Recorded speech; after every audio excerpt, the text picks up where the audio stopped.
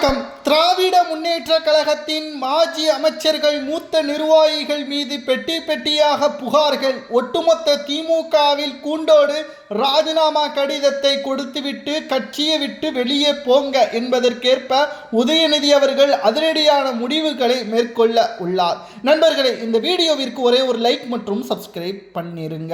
தமிழக அரசியலில் இதுவரை இல்லாத ஒரு மாற்றம். முதல்வராக விஜய் அவர்கள் பதவியேற்று சுமார் 65 நாட்களில் தமிழகத்தில் திமுக எதிர்க்கட்சியாக இவ்வளவு மோசமாக தமிழ்நாட்டில் பாதுகாப்புகள் 100% இருக்கிறது. கல்லூரி நிறுவனங்கள் மற்றும் தனியார் நிறுவனங்களிடம் இருந்து ₹1 கூட கமிஷனை பெறாத கிளீனாக தாவேக அரசு செயல்படுகிறது.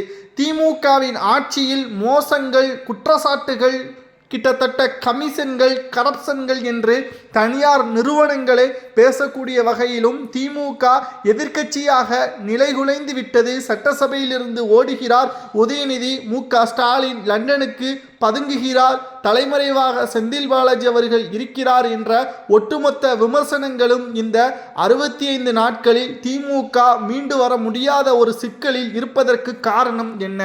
நேர்மையாக கனிமொழி அவர்கள் தற்பொழுது துணிச்சலாக வரம்பிற்குள் அவர் பேசக்கூடியவர். திமுகவை எடுத்துக்கொண்டால் உதயநிதி, மு.க.ஸ்டாலின், துரைமுருகன், பொன்முடி இவர்களை விட ஒருபடி அதிகமாக மக்கள் மத்தியில் கொஞ்சம் கவனத்தை பெறக்கூடியவர் கனிமொழி அவர்கள்.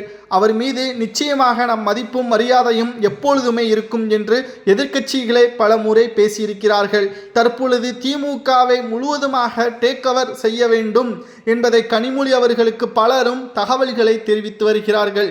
இங்கு போட்டி கனிமொழியா உதயநிதியா என்பது பேசுபொருளாக மாறியுள்ளது. மேலும் புதிதாக ஒரு பிரச்சனை.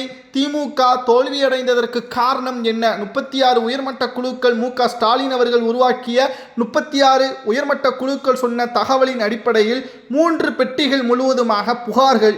யார் மீது தெரியுமா? KN நேரு, பொன்முடி, திமுகவின் சீனியர்கள் என்று கூறக்கூடியவர்கள் தான். ஏனென்றால் ஒவ்வொரு மாவட்டங்களிலும் பல்வேறு பிரச்சனைகளை மக்கள் நேரடியாக அமைச்சர்களிடமும் எம்எல்ஏக்களிடமும் மனுக்களை கொண்டு செல்லும் பொழுது ஏளனமாகவும் அவர்களிடம் ₹500 5000 வரைக்கும் கமிஷனாக அவர்களிடம் பொதுமக்களிடம் பெற வேண்டும் என்பதற்காக அமைச்சர்களது பிஏக்கள், எம்எல்ஏக்களது பிஏக்கள் செயல்பட்டது மட்டுமல்ல, காவல் நிலையத்தில் திமுகவின் பெயரை கூறி பல்வேறு நபர்களும் தங்களது ஆதிக்கத்தை செலுத்தினார்கள் என்ற குற்றச்சாட்டுகளும் கடுமையாக வந்தது.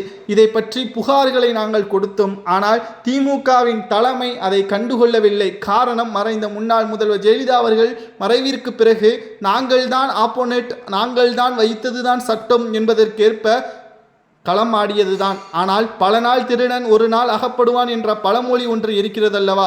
திமுகவிற்கும் அதுதான். ஏனென்றால் மக்களின் ஜனநாயகன் என்று கூறக்கூடிய வகையில் நேரடியாக 2 ஆண்டுகளில் கட்சியை தொடங்கி மக்களின் ஆதரவுகளை பெற்று களத்தில் வெற்றியை பெற்று முதல்வராக இன்று வந்துள்ளார் முதல்வர் விஜய் அவர்கள். இதை தாங்கிக் கொள்ள முடியாமல் உதயநிதி அவர்கள் கண்ணீர் விட்டு கதறி அழுதக்கூடிய நிகழ்வுகளையும் நம்மால் பார்க்க முடிந்தது. ஆனால் எந்த ஒரு பயனும் இல்லை. திமுக தோல்விற்கு காரணம் அவர்களது உட்கட்சியில் ஏற்பட்டுள்ள குழப்பங்களும் குளறுபடிகளும் தான் குறுநில மன்னர்களாக செயல்பட்டதும் தான் என்பதை பெட்டி பெட்டியாக புகார்கள் வந்த பிறகு உதயநிதி அவர்கள் நடவடிக்கை எடுப்பாரா?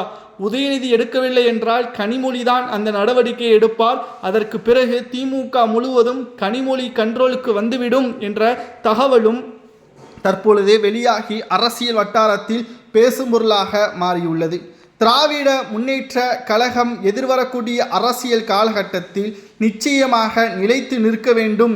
75 ஆண்டுகள் ஆலமரமான திமுக நிச்சயமாக புத்துணர்ச்சி பெற வேண்டும் என்றால் வயதானவர்களை ஒதுக்கி வைத்துவிட்டு இளம் தலைமுறையினர்களை உருவாக்க வேண்டும். அதுவும் வாரிசின் அடிப்படையில் உருவாக்காமல் களப்பணிகளை மேற்கொள்ளக்கூடிய புதியவர்களுக்கு வாய்ப்புகளை வழங்க வேண்டும். அப்படி வாய்ப்புகள் வழங்கப்பட்டால்தான் திமுக அடுத்த கட்டத்திற்கு செல்லும். இல்லை என்றால் உதயநிதி அவர்கள் செய்யக்கூடிய தவறுகள் நிச்சயம் மூத்த நிர்வாகிகளாலும் மாஜி அமைச்சர்களாலும் இன்னமும் திமுக பல தோல்விகளை தழுவும் என்பதையும் தற்பொழுது செய்திகள் மூலமாக நம்மால் பார்க்க முடிகிறது. அது மட்டுமல்ல, திராவிட முன்னேற்ற கழகத்தை பொறுத்தளவிற்கு மிகப்பெரிய அளவிலான தலைவலியாக மாறியிருப்பது தாவேகாவின் அமைச்சர்கள் தான்.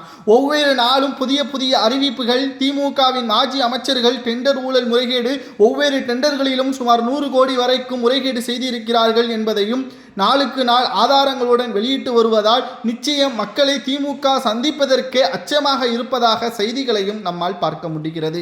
திராவிட முன்னேற்ற கழகம் எப்பேற்பட்ட கட்சி, எம்ஜிஆரையே வீழ்த்தக்கூடிய ஒரு சக்தியாக இருந்தது. ஆனால் இப்பொழுது ஏன் ஸ்டாலின் அவர்களால் முடியவில்லை? லண்டனில் சென்று அங்குதான் அவர் தனது பேரனுக்காக சென்றாரா அல்லது அவர் மனக்கவலையை தீர்ப்பதற்காக அங்கு சென்றாரா என்ற பல்வேறு விமர்சனங்களும் பேசப்படுகிறது. திராவிட முன்னேற்ற கழகத்தின் இந்த நிலைமைக்கு காரணம் மக்கள் கிடையாது. திமுகவின் மாஜி அமைச்சர்கள் குறுநில மன்னர்களாக செயல்பட்டது. விஜய் அவர்கள் தற்பொழுது முதல்வராக பொறுப்பேற்றிருக்கிறார் என்றால் அதில் 90% திமுகவின் பங்களிப்பு தான் என்பதையும் தற்பொழுது நம்மால் பார்க்க முடிகிறது. திமுகவின் மாஜி அமைச்சர்களை உடனடியாக கூண்டோடு ராஜினாமா செய்ய அவர்களை ஏற்படுத்த வேண்டும். இல்லை என்றால் பதவியிலிருந்து நீக்கி கட்சியை விட்டு வெளியே செல்லுங்கள், ராஜினாமா செய்ய தயாராக இல்லை என்றால். ஏனென்றால் இளையவர்களுக்கான வாய்ப்புகளை உருவாக்கி அவர்கள் மீது இருக்கக்கூடிய நர்மதிப்பை மக்களிடம் வெளிப்படுத்தி திமுகவை வெற்றியடைய வைப்பதற்கான முயற்சிகளை மேற்கொள்ள வேண்டும். ஆனால் மாஜி அமைச்சர்களும் மூத்த நிர்வாகிகளும் ராஜினாமா செய்வார்களா?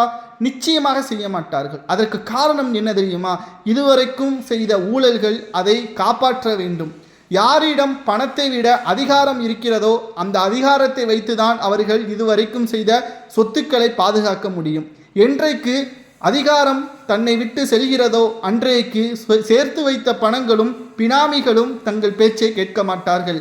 அப்படியானால் நிச்சயம் அவர்கள் மீண்டும் பழைய நிலைமைக்கு வருவதற்கும் வாய்ப்புகள் இருக்கிறது. அதோடு சிறையில் அடைக்கப்படுவதற்கும் வாய்ப்புகள் இருக்கிறது. இதனால்தான் தற்பொழுது அதிகாரம் வேண்டும் என்ற காரணத்தினால்தான் திமுகவில் இன்னமும் பயணித்து வருகிறார்கள் திமுகவின் மூத்த நபர்கள் மற்றும் மாஜி அமைச்சர்கள் என்ற தகவலையும் நம்மால் பார்க்க முடிகிறது. பெட்டி பெட்டியாக புகார்களும் தற்பொழுது திமுகவின் தலைமை அலுவலகத்தில் வருவதால் நிச்சயம் உடனடியாக நடவடிக்கையை உதயநிதி அவர்கள் எடுக்க வேண்டும்.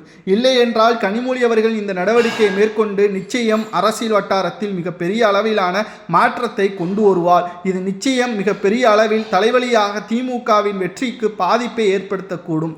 ஏனென்றால் முதல்வராக இருந்த ஸ்டாலின் அவர்கள் செயல்பாடுகளின் பொழுதே கட்சி நிர்வாக சீர்திருத்தத்தை செய்யாத காரணத்தினால்தான், அவர் மாஜி அமைச்சர்கள் மீது நடவடிக்கை எடுக்காத காரணத்தினால்தான் கொளத்தூர் தொகுதியிலேயே தோல்வி அடையக்கூடிய ஒரு சூழல் உருவானது. ஆனால் மீண்டும் மீண்டும் அதே தவறுகளை திமுக செய்தால் நிச்சயம் இப்பேற்பட்ட ஒரு தோல்வி மீண்டும் அரசியல் களத்தில் மிகப்பெரிய அளவிலான பாதிப்பை ஏற்படுத்தக்கூடும். அதற்கு பிறகு 2வது இடத்திலிருந்து 4வது இடத்திற்கு மாறக்கூடிய ஒரு சூழலும் தமிழக மக்கள் உருவாக்கிவிடுவார்கள் என்ற தகவலும் தற்பொழுது கிடைக்கப்பெற்றுள்ளது. இதை பற்றி உங்களது கருத்துக்களை மறக்காம கமெண்ட் வாயிலாக கூறுங்கள்.